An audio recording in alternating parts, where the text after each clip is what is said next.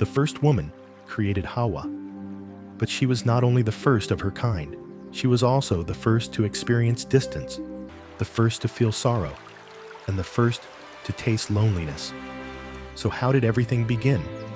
She lived in paradise among the angels, surrounded by breathtaking beauty, until one day, a whisper, a waswasa, changed her world, and a single slip brought her down into the silence of the earth. When her link to paradise was cut, she found herself alone under the burning heat of Jeddah, separated from Adam. She struggled to live in this unfamiliar land. She raised her hands with hope, longing to reunite with her husband. She begged Allah for forgiveness, hoping to correct the mistake they had made together and be with him once more. What is the truth about that tree that changed the fate of all humanity? Some claim there was a woman created before Hawwa named Lilith. But what does Islam actually say about this? Where do such stories come from? Now we continue with the often forgotten part of Hawwa's life and her emotional journey. You are watching Religious Story TV. More than 200 Islamic story videos are waiting for you. Remember to subscribe and like the video to support us if you're ready. Let's begin. Prophet Adam was the first human made and the most honored creation Allah had brought into existence up to that moment. Allah formed him from clay and breathed into him from his spirit. Adam began his life in paradise where beauty surrounded him. Brilliant scenery, lush green gardens, and pure flowing streams. But despite all this, Adam felt a deep loneliness. Every creature around him had been created in pairs, living in harmony. But Adam had no companion, no one to speak to, no one to share his feelings with, and the weight of solitude settled in his heart. Of course, Allah knew what Adam was experiencing, so he chose to give him a partner, a companion. But before that, Allah wanted Adam to truly understand the feeling of being alone. Because even in paradise, the absence of companionship is a powerful emotion. And once he felt it fully, Allah would bless him with someone to live beside him. One day, Allah caused Adam to fall into a deep sleep. This was not an ordinary rest. It marked the beginning of one of the greatest wonders in creation. While Adam slept peacefully, Allah Azza wa Jalla took a rib from his right side, the 13th rib, and that rib was about to be shaped into a miracle step by step. By Allah's command, that rib began to transform. It became alive and took form through the power of Allah. And when Hawwa opened her eyes, she found herself in the magnificent gardens of paradise.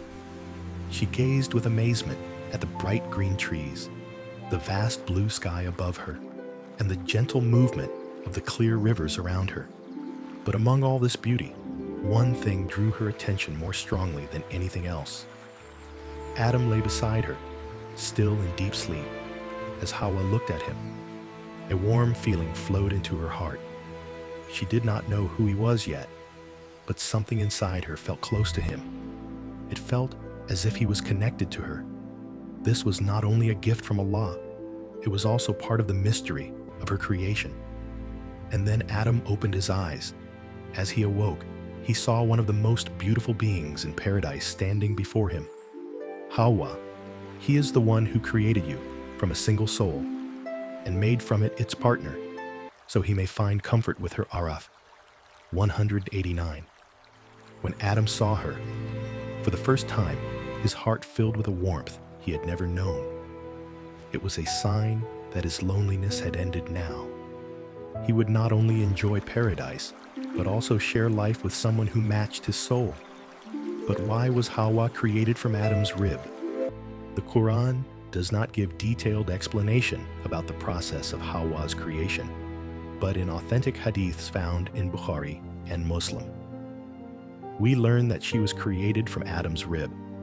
More detailed descriptions appear in Quranic exegesis and even in the commentary of the Torah, in the Tafsir of Tabari, and other classical commentaries. It is mentioned that Adam was alone in paradise. He fell into sleep, and when he woke, he saw a woman beside him. Adam asked, "Who are you?" The woman replied, "I am a woman. Adam asked, "What were you created from?" She said, "From you." Adam asked, "For what purpose were you created?" She answered, "So you may find peace with me." According to the Torah, Allah did not create Hawwa from Adam's head, so she would not become arrogant, nor from his eyes, so she would not fall into jealousy or long for what others have, nor from his ears, so she would not listen to gossip or be hurt by people's words, nor from his mouth, so she would not speak unnecessarily or cause harm, nor from his heart, so jealousy would not settle in it. And he did not take from Adam's hands or feet, so she would not take what was not hers or wander without reason. Rather, Hawwa was created from one of the most hidden and modest bones of Adam, the 13th rib. This rib lies deep inside, protected by the body. That is why Hawwa was shaped to be gentle, humble, and close to her husband. These descriptions fit well with the story of Hawwa during the event that caused them to leave paradise. She never blamed Adam. Instead, she sought forgiveness and prayed to be reunited with him. In Islamic texts, she is shown as someone who stood by her husband through everything, like the second half of an apple. In the same way, Adam did not blame her. He repented and yearned for the time he would be united with her. Again, now we reach the most critical turning point in the history of mankind. Allah placed Adam and Hawwa in a perfect life in paradise, giving them countless blessings. But he instructed them not to approach one specific tree. This command showed that freedom comes with responsibility. Allah's order was a test to see whether they would stay within their boundaries. In the Quran, it is said, he said, "O Adam, live in paradise with your wife and eat freely from wherever you wish. But do not approach this tree, lest you become of the wrongdoers." Araf 19. Allah gave Adam and his wife full permission to eat from the fruits of paradise whenever they desired, and from wherever they wished, and told them not to fear that the blessings would ever end. Even though Adam and his wife were granted great freedom, Allah placed one clear boundary. They were not to approach the forbidden tree. If they did, they would place themselves among the wrongdoers. This teaches us that the authority given to humans is not without limits. Crossing those limits becomes zulm, an act of injustice. The verse does not simply say, "Do not eat from the tree," but "do not go near it." This shows the seriousness of the warning. Some scholars said the tree might have been wheat, grapes, or figs. Some Sufi scholars suggested it was wheat because of its importance in human life. However, the most correct view is to avoid naming the tree, because Allah did not reveal its name. All we know from the Quran is that there was a particular tree in paradise whose purpose was to test Adam's obedience and loyalty, not for consumption. The use of the word zulm highlights how severe the disobedience and its consequences would be. In the calm beauty of paradise, where angels had bowed in respect to Allah's greatness, one being refused to join them, Shaitan. In Surah Al-A'raf, the creation of Adam and the honor given to him is mentioned along with Shaitan's reaction. Allah says, "We created you, then shaped you, then commanded the angels to prostrate to Adam. All of them bowed except Iblis. He refused to bow. Allah asked him, 'What prevented you from prostrating when I commanded you?' Iblis replied, 'I am better than him.